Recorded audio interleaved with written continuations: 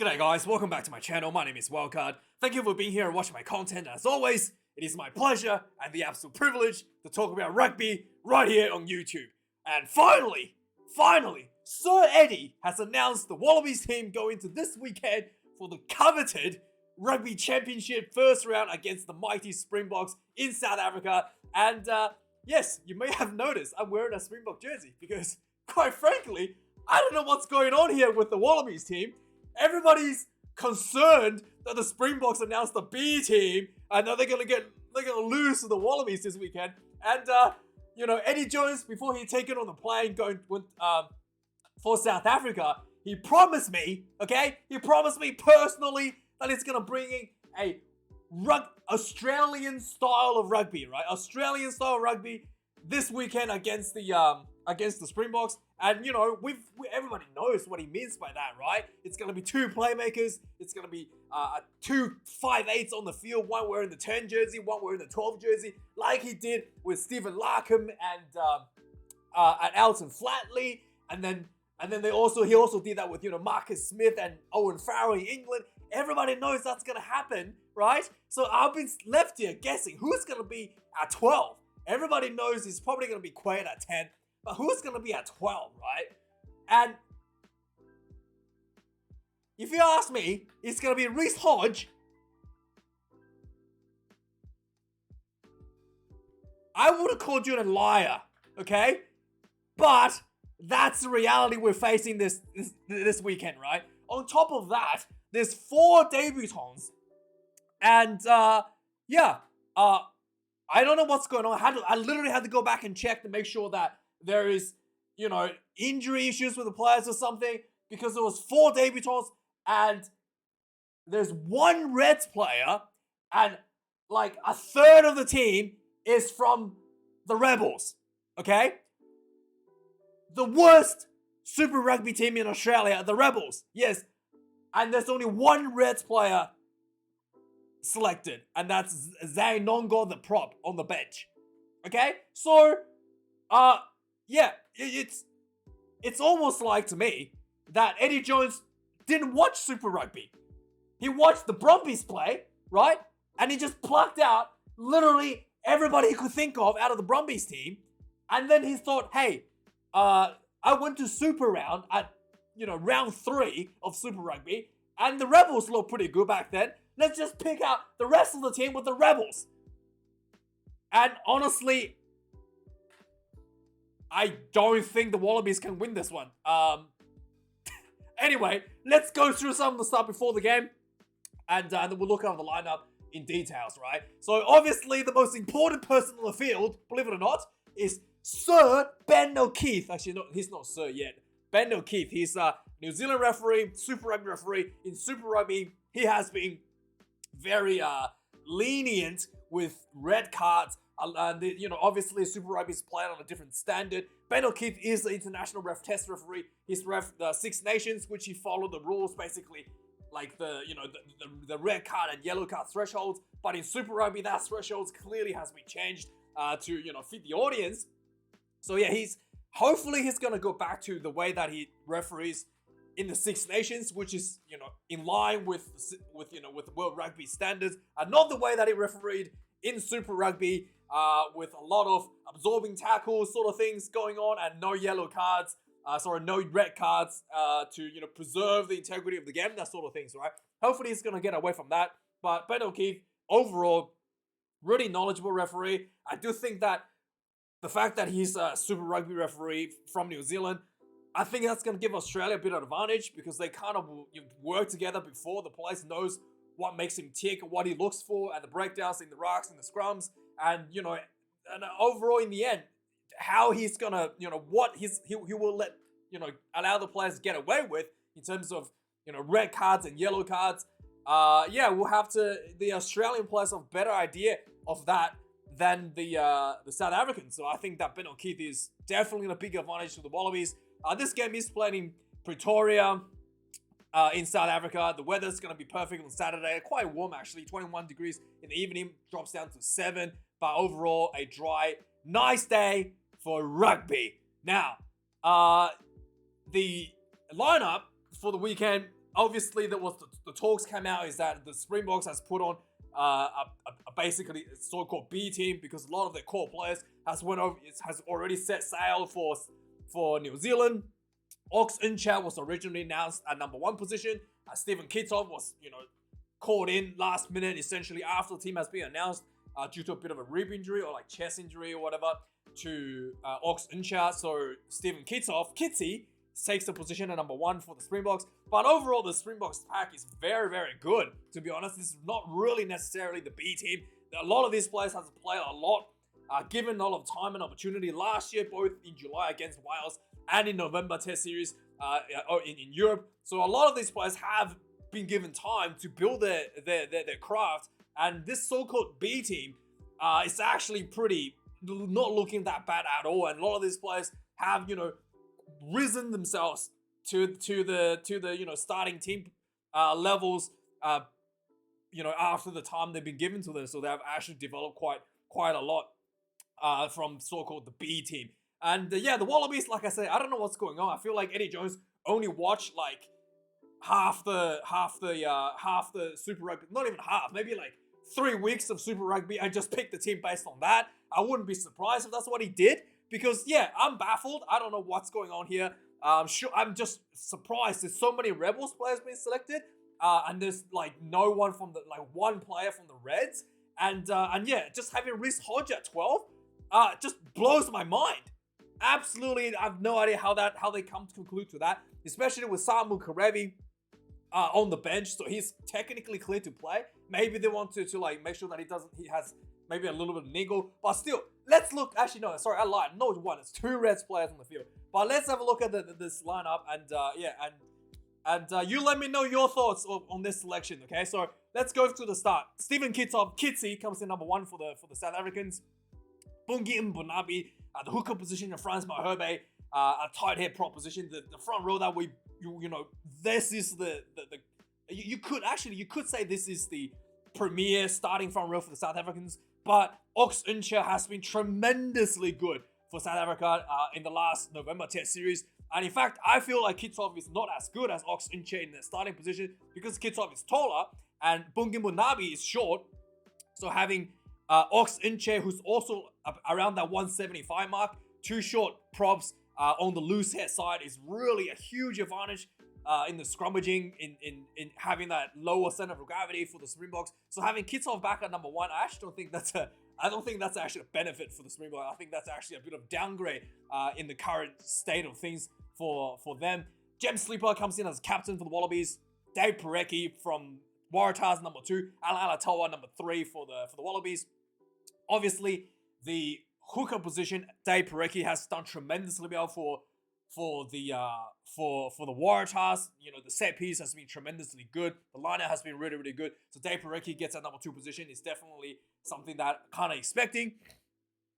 In the lock positions, now this is normally the bread and butter for the Springboks, but Ibn Esbeth has a little bit of niggle, so he's probably being saved, and also he's traveled overseas for the Springboks game. But normally Ibn Esbeth don't take a break. So like even when they put on the B team, Ibn Esbeth will be on the field. I feel like he's not on the field, not just because they wanted to save him for the All Blacks next week, but I do think he might have a little bit of injury that he wants to completely get to that last bit of a few percentage just to be safe from the management point of view. So yeah, they kept him out of the starting lineup. But normally the locking positions are really important for the Springboks.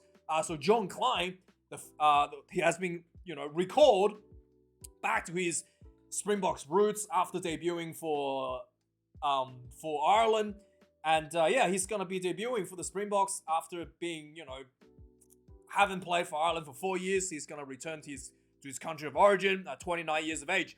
And Marvin Orie, he is someone that struggled a little bit in international tests in the locking positions, but again, for club rugby, he has been doing quite okay, I guess. Not amazing, not as good as Eben Ismeth, I guess. And also, I thought R.G. Snyman, I'm surprised they didn't put R.G. Snyman at the starting position. Snyman is on the bench. R.G. Snyman had a bit of an injury.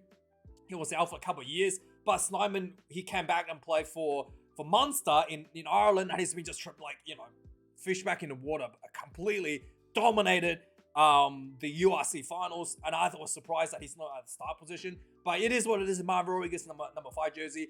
The Wallabies, however, big call back for Will Skelton. He has been tremendously good in France for La Rochelle, almost winning the top 14, coming second for La Rochelle. Nick Frost, on the other hand, I was a little bit surprised that he got the nod at number 4 jersey over Jet Halloway, potentially, because Nick Frost, whilst yes, he's a Brumbies player, but his defense really didn't look that good in Super Rugby. I did feel, his defense is a little bit concerning for me when I watched him play in a Super Rugby. But hey, there's a bit of story I'm going to tell you in a second, and that's probably why he's selected. He's one of the Brumbies players. And anyway, so let's move on to the loose forwards. We got Marco van Staden getting called back for the Springboks. He did really well for the Springboks in the Lions tour, and then he was left out of favor for a little bit. He had a few bad games, and then now he's re-added into the team. So Van Staden has a world-class player. Winning the Lions tour is never an easy feat, and he was a core part of that team. Coming back for number 6 jersey. For the Wallabies, here's why I think Eddie Jones probably didn't watch the full season, right? Tom Hooper, he plays for the Brumbies. He only played for the Brumbies in the end of the season. He had like 1, maybe 2 starting games for the Brumbies. He didn't even play most of the season. He wasn't even on the bench. And due to injuries and whatnot, he got a bench start. And he was really impressive. Apparently, he was really impressive by the management. They called him up to the bench and then added him into the starting position for the Brumbies. Yes, that is quite impressive, but is that enough? After playing for the Brumbies for 1 month, essentially, is that enough to start for the Wallabies in South Africa against the Springboks? You tell me. We'll find out if he's good enough this weekend, I guess. But apparently the selection was, his selection in particular, was because of the fact that Eddie Jones had a conversation with Laurie Fisher and Stephen Larkin from the Brumbies, and they both recommended that Tom Hooper is like a future prospect for the Wallabies. And he was selected based on that. Yeah, maybe that's why none of the Reds players got selected. Because, Eddie Jones just asked his old mate Stephen Larkham, who should be in the team, and then he just picked that. But yeah, we'll find out if he's good enough. Tom Hooper, that's the story for him to you. Peter Sif-Toy comes in number 7 for the Springboks, and then Dwayne the Rock Vermeulen, one of the oldest captain. He's 37. He got the captaincy this weekend, and he was the 3rd oldest captain for the Springboks. I'm like, what? 37? Only the 3rd oldest? What? I was like, I couldn't believe he's only the 3rd oldest, not just straight up the oldest. But anyway, Michael Hooper comes in number 7 for the Wallabies. Also gets the captaincy. He's co-captain with James Slipper. And Ron Valentini finishes off the Wallabies lineup at number 8, who definitely deserved the spot. Did tremendously well for the Brumbies. Now the back line, like I was talking about, the Australian style of rugby is on display here. So Cobus Reinach gets number 9 jersey for the Springboks. Nick White will hopefully probably get booed out of the building. Hopefully he's shaved the beard. I don't know if it's going to bring the beard or not. But Nick White's going to be at number 9 for the Wallabies. Manny LeBlanc gets called in number 10. Henry Pollard had a bit of injury issues, was pulled out of the game. So Manny LeBlanc, many people has been calling for Manny LeBlanc to start at the team. Last year, LeBlanc was on the bench for Damien Willemse and number 10. So a lot of people thought LeBlanc should have just started for the team. LeBlanc did look a lot better in the attacking structures, once he was on the field, definitely better than Damien Willemse. So yeah, finally he's getting I think this might be his 2nd start. He might have started against Italy, but yeah, finally he's getting a more prominent spot for the Springboks in a big, proper, huge test match environment. And then he's up against obviously Quade Cooper. Again, this is a selection. Normally if you ask me if this was going to be a selection, he's going to obviously, last year even I will say yeah, sure, Quade Cooper.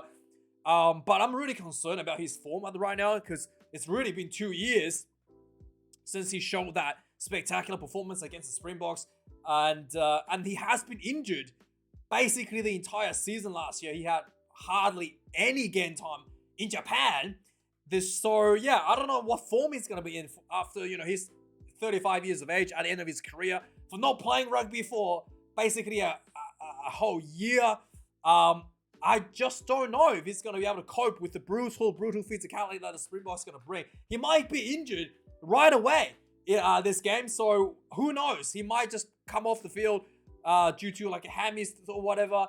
Just, because the intensity and the physicality just too much for him. Who knows? But Quade Cooper gets a 10 jersey for the Wallabies. I'm genuinely concerned for this selection as well. Kurti Alensa, the brutal winger for the Springboks.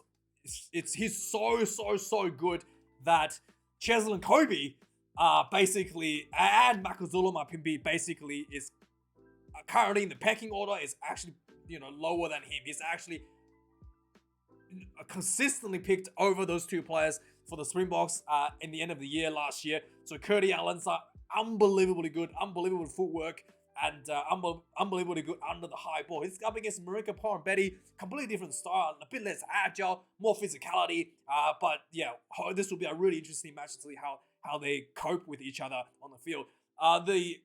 The Springboks made an interesting selection here, and Andrew Esterhuizen at number 12. I was surprised they didn't just put Damien Willemse at 12, since Willemse does play with Manny Lebok in the center position. So they're basically a center combination there with Manny Lebok and Damien Willemse at 12, potentially 13 or whatever. But yeah, Willemse, yes, interesting how they put Esterhuizen at 12.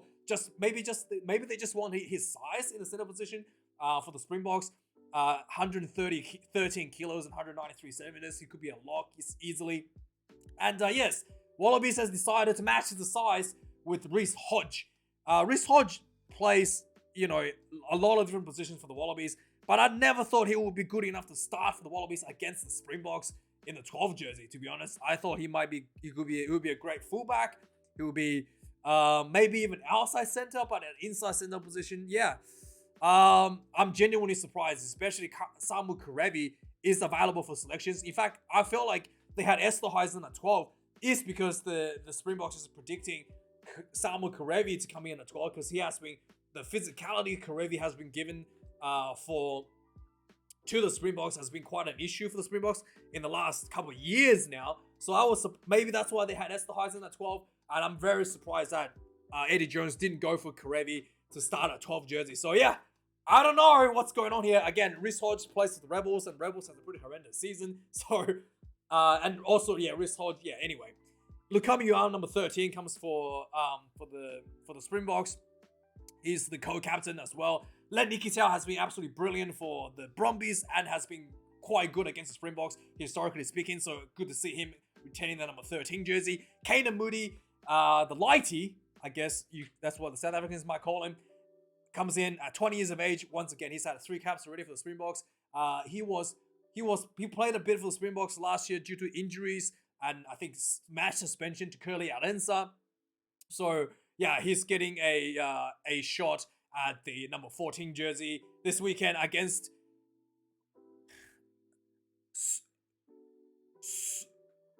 Suliasi Vunivalu. Okay, now you might be thinking, hey, that's good.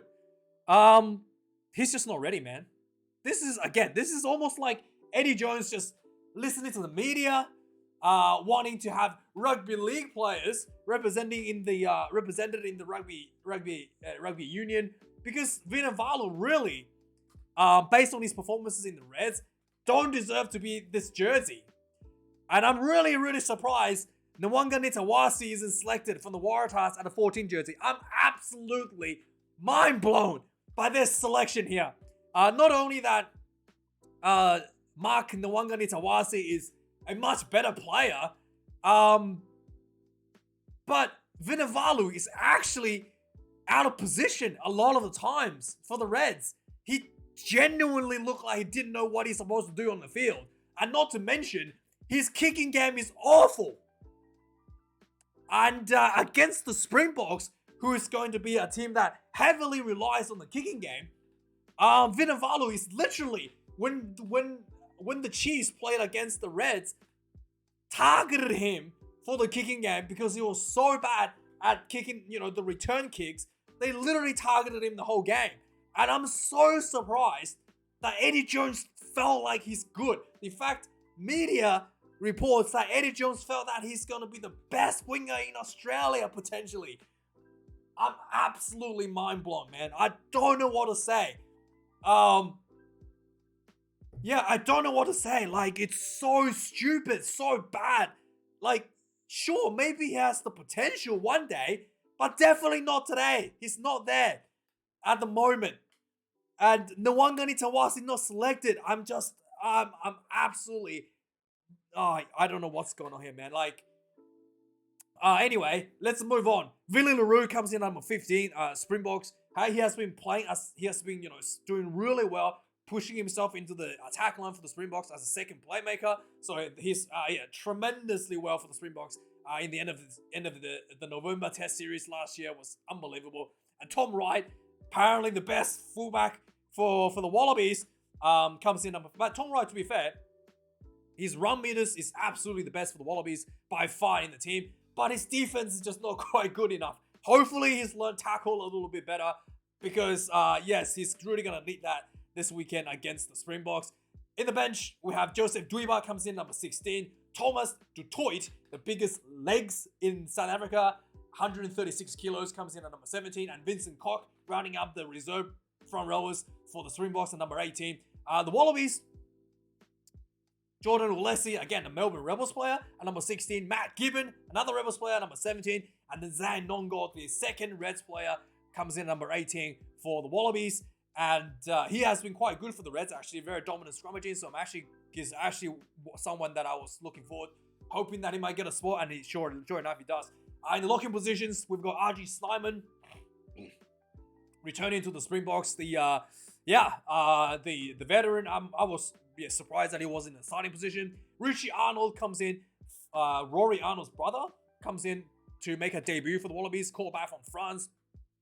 At number 20, Evan Ross gets another shot for the Springboks off the bench. Pete Samuel, the best finisher for the Wallabies, actually comes in number 20. Every time he comes to the bench, it makes a huge impact. So it's something that Eddie Jones definitely like. I definitely wanted to utilize that. And number 21 is the sixth forward pack for the Springboks. At Dion Ferry will be filling in as a loose forward, and potentially if Joseph Duiba struggles too much in the line-out, he might take over the line-out throws as well in the second half. And then Tate McDermott for the Wallabies and for the number 9 reserve. Number 22, Graham Williams for the Springboks. Samuel Karevi is fit and healthy, so he'll be coming off the bench at number 22. I guess Eddie Jones likes him as a finisher. Again, why would you? Anyway, number 23, the greatest Springboks in the history of the Springboks, Damian Valemsa returns to that specialty jersey, number 23, which covers the entire back line for the Springboks. Damian Valemsa, 23, and then Carter Gordon, as everybody was expecting, will be filling in for the 23 jersey for debuting potentially for the Wallabies. He's someone that Eddie Jones has talked very highly about, someone that has a lot of heart apparently, according to Eddie Jones, being called into the team. So yeah, that's the selections, guys. Let me know your thoughts. I think the Springboks will just win this one outright by 10 points. 23 points to 13. Actually, that's a really bad number. 24 points to 14 for the Springboks' favor. That's my predictions. I do think that the Wallabies, yeah, I mean, just to think that the Springboks going to play the high ball game, play the kicking game, to have Vunivalu at number 14 actually blows my mind a little bit.